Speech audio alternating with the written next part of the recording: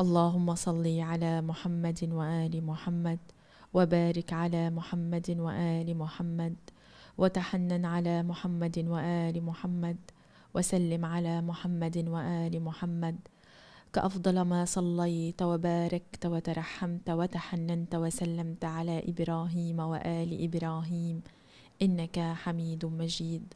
اللهم صل على محمد وآل محمد. My name is Lorisi, but here in Lebanon they call me Leila. My husband is from Al-Bahsoon family, Haj Adnan Bahsoon. I've known Islam for almost 12 years now. I came to live in Lebanon. In the first visit, I felt it was strange that I hear Allahu Akbar coming from the mosque, but I have no idea what is it. I asked my husband about what's this call I hear every now and then from the mosque. He told me it's hard for you to understand it now, but then he explained that in Islam it's a sign that it's time to pray. Gradually, my husband started to explain to me about it so that I would understand. I haven't been for too long in Lebanon, and I didn't know any Arabic yet. It was Ashura time. I remember it. I asked the Hajj in Brazilian because I didn't know Arabic yet.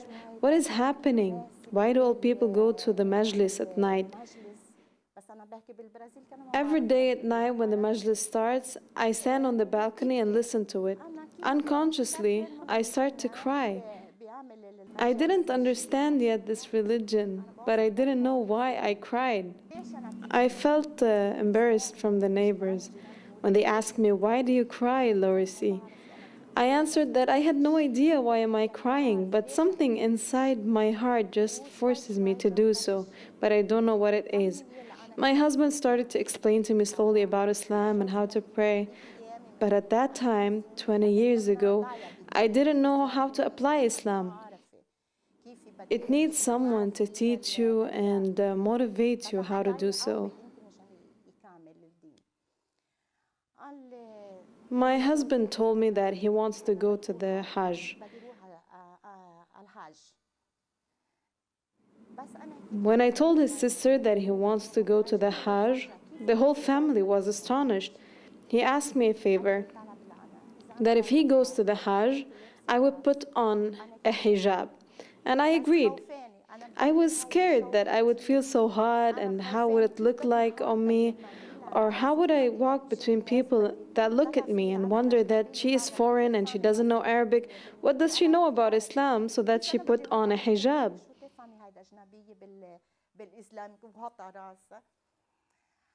I told my husband I want to put the hijab out of respect to you because you're going to the Hajj. I know that it's inappropriate that you are called Hajj and at the same time you're walking beside me in the street and people are greeting you by peace be upon you and your wife has no hijab on. I told him that's inappropriate, so I put it on. I'm not going to tell you that what happened was easy.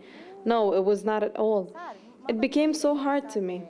When the weather was so hot, I asked God to help me get over it. I didn't want to back off the step.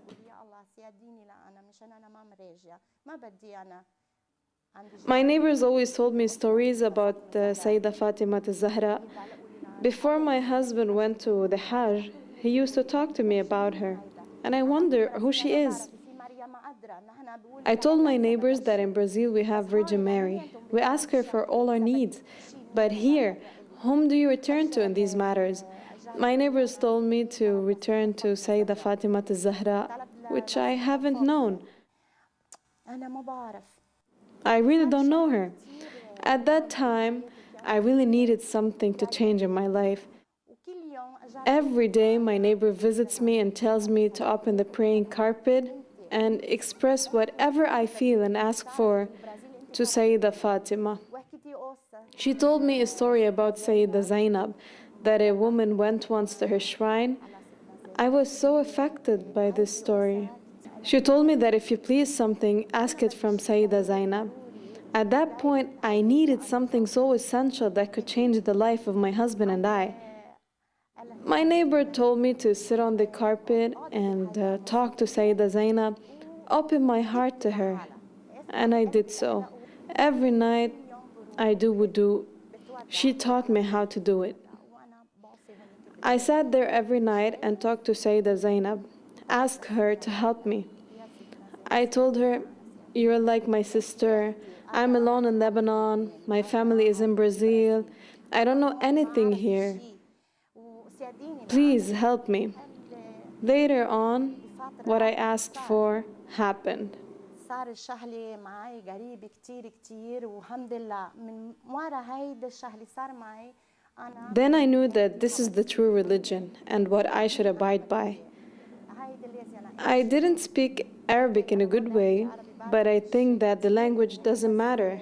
What matters is what you feel towards God and your faith in Him.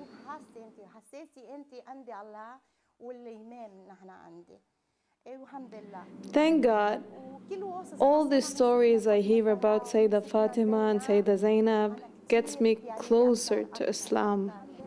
Thank God, today I'm so happy for being a Muslim. I went to Brazil. All people, Christians, Catholics, asked me, "Aren't you scared that your parents would see you wearing hijab?" I said that I wasn't scared. I put my praying carpet with the luggage and traveled to Brazil. At praying time, I used the compass and saw where's the direction of the Kaaba to pray. I was a bit scared from my father. I put the carpet and went to do wudu. I came to start praying. My father, may he rest in peace, turned around the carpet and he said, "Thank God, thank God." He was so happy for that. And I felt so good that day to see my dad, that knows nothing about Islam, proud of me to do this.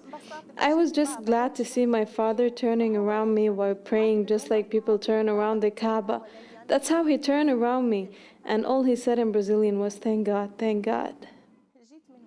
When I came here and talked to my husband about that, he asked me if I would like to go back to Brazil and live there. I refused, because when I went there, I felt that Brazil is not for me. I felt I was a stranger there. When I came back to Lebanon, I felt this is my hometown. Here I live, and here is my religion and everything. Maybe this way of thinking is wrong, but here I feel like I'm closer to God and the Imam. There is no more communication with my Brazilian friends over there. These people you see here are my friends. The Brazilians living here, the Muslims living around us, the association we have here. Here, I find myself, not in Brazil. My husband always tells me to go visit Brazil. I tell him no. I can phone call my family, but my place is not there. My place is here. This week, I did some medical tests. I was scared about that a lot. My husband told me that after I finish these medical tests safely, if God wills, I could take a vacation and go to Dubai. I told him that I don't want to go to Dubai. I want to visit Imam Rida, peace be upon him. Thank God I went out of the hospital Friday night. I told him I want to go to Imam Rida in Iran. I am a stranger here, alone in this foreign country, just like he was. I want to visit him. If God wills, I'm just waiting a few weeks so that the kids finish school, so that I do the needed papers, and if God wills, I'm going to Iran. If God wills, He shall give me the chance too to visit Iraq. I would like to visit Abul Fadl al-Abbas. Everything I ask from him is directly done. All my husband's family say that maybe Abul Fadl is not an Arab. When my husband's sisters want something, they tell me to ask Abul Fadl for it. I tell them that he's your Imam too. They tell me that I'm foreign. Maybe he listens to me more.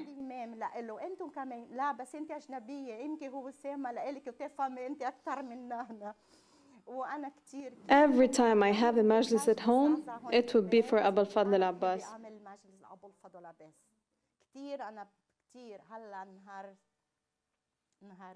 Now, this coming Saturday is my son's birthday. His name is Fadl, just like Abul Fadl al-Abbas. Something weird happened to me once.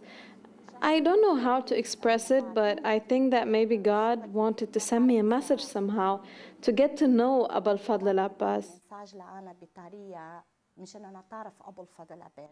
I was at a place and they all gathered to see their fortune in the cup of coffee. I know that it's haram in Islam, but I had no idea back then. I drank a cup of coffee and the woman told me, "Have you asked something for Abul Fadl al-Abbas?" I told her, "I don't know who is he." She showed me the name Fadl was written in the cup. I told her, "I don't know him, but ask her to tell me about him." She told me a story about him. I went to Switzerland after the kids finished school to see my husband, who used to work there. I had been there for 15 days. My husband told me if I delivered a baby boy, he would name him Fadl. When I went to Switzerland, I knew that the name Fadl I saw was not a coincidence. After all, what Abul Fadl went through in the war and in Karbala, when I see my son Fadl, I tell him that you have the best name in the world, Fadl, just like Abul Fadl al-Abbas.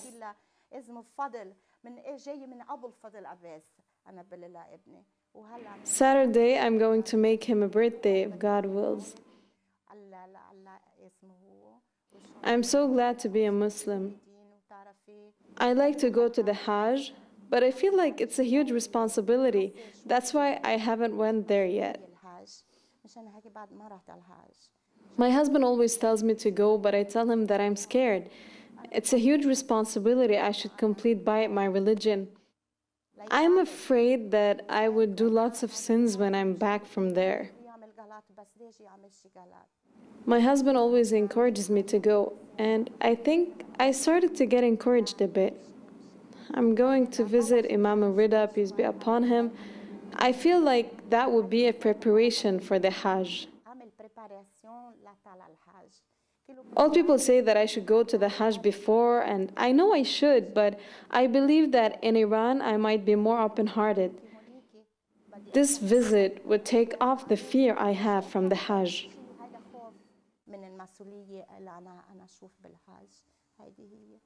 Whoever likes Islam should think this way. For those who are lost, you should not be lost. You just have to review your thoughts and think right about Islam, which is the only thing that completes you, and in the afterlife you would have all what could make you relieved. My husband always compares what happens to us with what happened to Imams, but the Imams are just different from us, and we cannot be like them, but we should try as much as possible to be so.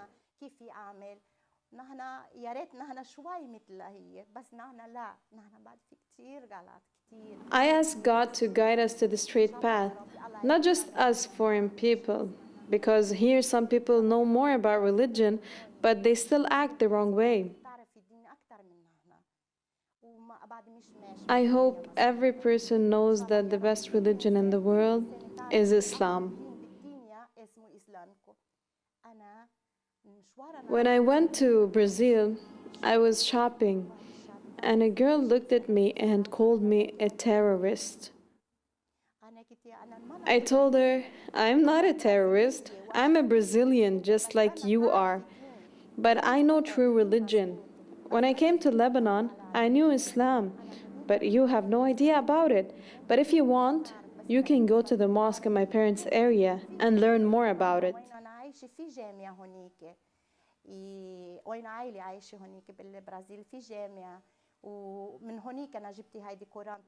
I got this translated Quran from that mosque in Brazil. It has Arabic in it too. If I want to read Yasin, Al-Baqarah phrases, I read it from this book. Previously, I was so annoyed that I could not understand what is written in Arabic. It was hard. Thank God now I understand in Brazilian, and my husband translates to me from Arabic. Thank God I live here.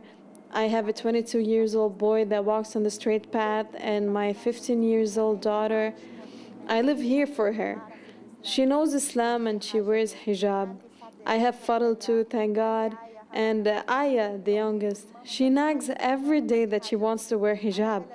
I tell her that once she's 9 years old, I will make her a celebration to wear hijab. بس تصير عمر 9 سنين أنا بدي أعمل حفلة لإلك بالبيت المولد وبدي هذا راسة لإلك كمان الحمد لله. Thank God. This is our life here. I got to know Arabic for the children and to read Quran just like people do here. بالبرازيل مثلي أنا وإن شاء الله يا رب كل إنسانة. I hope every person walks on the straight path, inshallah. مزبوطة لإلهم إن شاء الله يا رب. I always say and I always repeat that I love Islam a lot. My husband always tells me we should not look behind us and what people do. We should look ahead of us and achieve what makes God satisfied. I always tell him I'm scared to go to the Hajj. He tells me, no, you should not see this and that. My friend went to the Hajj and she told me that in the airplane she was crying because she didn't want to leave. She forgot her children and everything when she went there. She tells me always, go Leila, go for it. Inshallah, next year I will go to the Hajj, inshallah.